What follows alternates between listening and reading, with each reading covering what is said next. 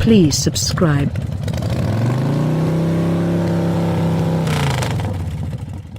Porsche's elite electric car, the 2020 Taycan, is practically here.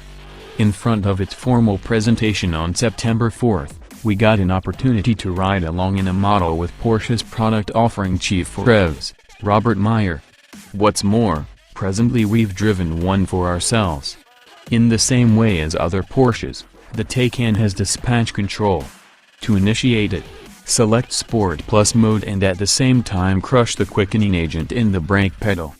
When you're prepared, discharge the brakes and bam, that underlying slingshot-like accelerative hit never feels anything short of heavenly.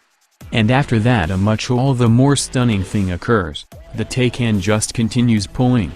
The 2-speed gearbox blasts off a move at around 50 miles per hour, and 60 miles per hour arrives quickly after. Albeit great, it might wind up barely short of removing the title of speediest from the Tesla Model S performance. Be that as it may, the Taycan is much progressively genuine about being an undeniable games vehicle, something the Model S never was. During our short stretch in a nearly completed model, the Porsche felt incredibly strong, with Porsche-common steady situates, and conveyed sharp guiding, estimated body control, and the capacity to do typical Porsche things like expanded, offensive floats. The Taycan permits the steadiness control to be turned off and off methods off, which is uncommon for an EV. Furthermore, the view forward over the mid-motor-like diving hood adds to the experience. However, the Taycan will act extravagant, as well. It is strikingly light on its 21-inch wheels in normal mode, with a shockingly agreeable ride and proficient street disengagement. Porsche specialists disclosed to us they've been working for a considerable length of time tuning the vibe of the Taycan's mixed brakes, and in our restricted drive-in and around Weissach, Germany, Porsche's Advancement Central Command, the Taycan had the most common pedal feel we've encountered with one of these frameworks. In any case, we saw some delicateness during the underlying application, where the regenerative braking arrives in a little suddenly. Be that as it may, that minor grumbling doesn't detract from Porsche's uber-great exertion to make a battery-controlled games car. In spite of the fact that the organization is as yet keeping down a ton of subtleties on what is apparently the primary direct Tesla contender, both of the autos we drove and rode in were best-in-class execution variations with the bigger of two battery pack choices, carbon-fired brake rotors, dynamic enemy of move bars, air springs, back wheel guiding, and either 20 or 21-inch angle bundles. Porsche wouldn't yet like to discuss its trim-level methodology, however formed into the entryway edges of this one, under a bit of dark tape, read Taycan 4S. So it shows up the naming won't break with Porsche conventions, which would make the top trim liable to be called Turbo or Turbo S. Porsche's objective, as per Meier, was to make the world's first electric games car, an undeniable swipe at Tesla, at present the biggest purveyor of EVs, and no uncertainty the Taycan's main rival. With that in mind, Meier says the Taycan has the most minimal focal point of gravity in the current Porsche lineup, even lower than the 911 GT3, and about 2 inches lower than the simply propelling 992 Age 911. Screeching its Goodyear Eagle F1 asymmetric 3 tires, there additionally will be a Michelin choice, up Glendora Mountain Road outside of Los Angeles. The Excursion PC demonstrated 1.3 grams S to both the left and right. In spite of the fact that these sorts of readouts are routinely hopeful and an outright crest estimation not a normal like our skid pad test, Meier said it will have practically identical parallel grasp capacity to the 911, which, in our testing, clings to the skid pad for 1.05 grams. Be that as it may, anything with the correct tires will be grippy. Stunningly better, the Taycan feels like a games car, dug in, with one-and-done damping and arranged body control. But, it's astoundingly light on its 21-inch tires, with an uncanny delicacy to its ride for what is certain to be an extremely overwhelming vehicle.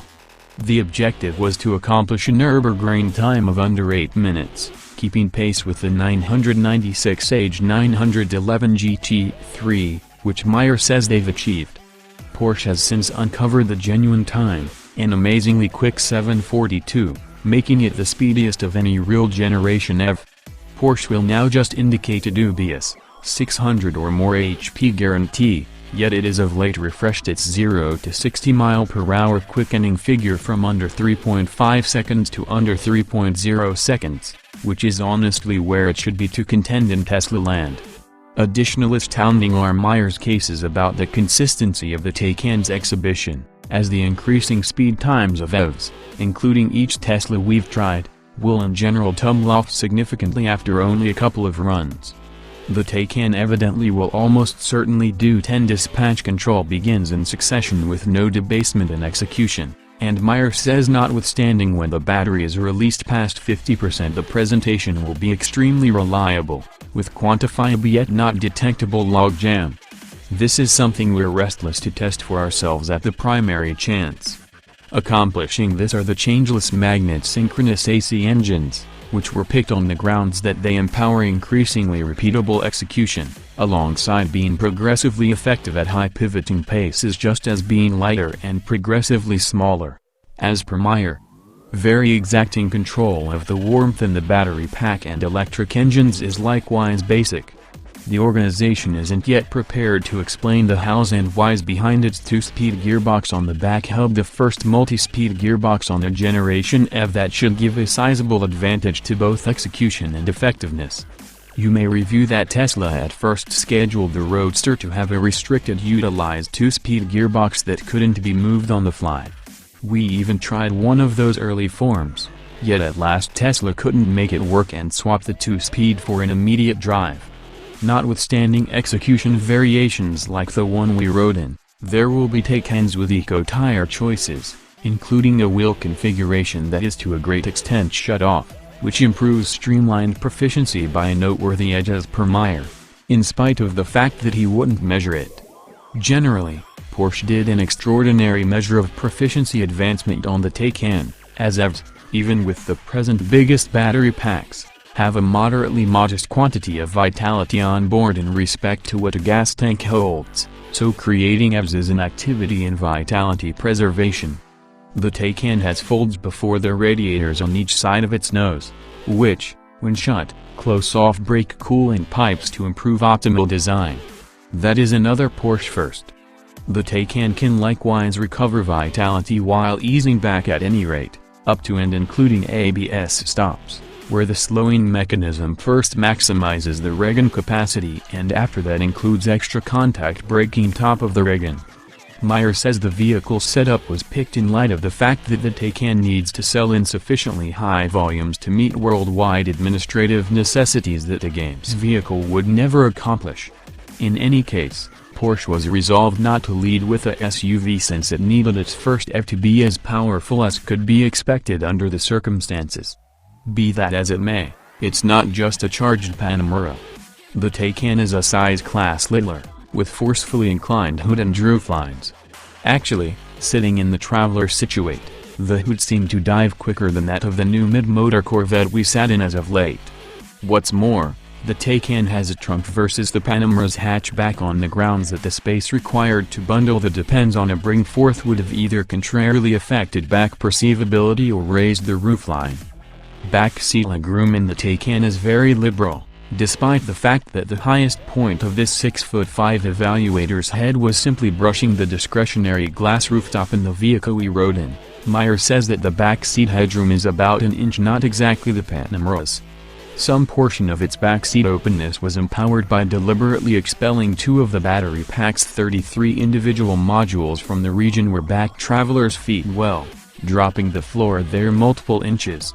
As travelers slide their feet further under the front seats, however, they'll see a precarious incline back up to the floor tallness found in the remainder of the lodge.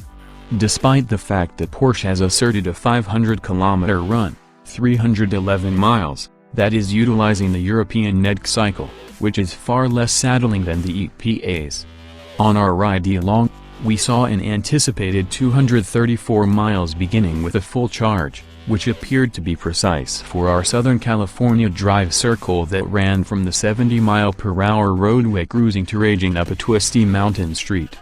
What's more, that, joined with finding for some hidden meaning of Meier's remarks about needing to be traditionalist with the range figure and to make it attainable makes them expect a United States rating nearer to 200 than 300 miles. Once more, we'll be trying this for ourselves when we can, in light of the fact that the 2-speed gearbox may empower preferable roadway go-over as the EV standard. Numerous EVs give enough deceleration when lifting off the throttle to carry the vehicle to a standstill and empower genuine one-pedal activity. Not the Taycan. Referring to the way that the most productive activity is coast, and obviously not confiding in the pedal control of its purchasers, Meier said they chose to not offer much regen capacity and rather hold on to do most of regen when the driver pushes the brake pedal. There are two settings, however. The default is none, however a slight sum can be empowered, whenever wanted. In a word, accommodation. It's to permit Taycan purchasers with tight stopping limits to pick which side is simpler to get to. Behind the traveler side fold is a C-standard CCS plug design, the present go-to arrangement to suit AC and high-voltage DC charging. There likewise will be CHAdeMO equipment for the Japanese market. On the driver's side is a second, AC just port. Imagine a scenario in which somebody attempts to connect to the two ports. It can't occur, in the event that one port entryway is open, different locks. Charging ought to,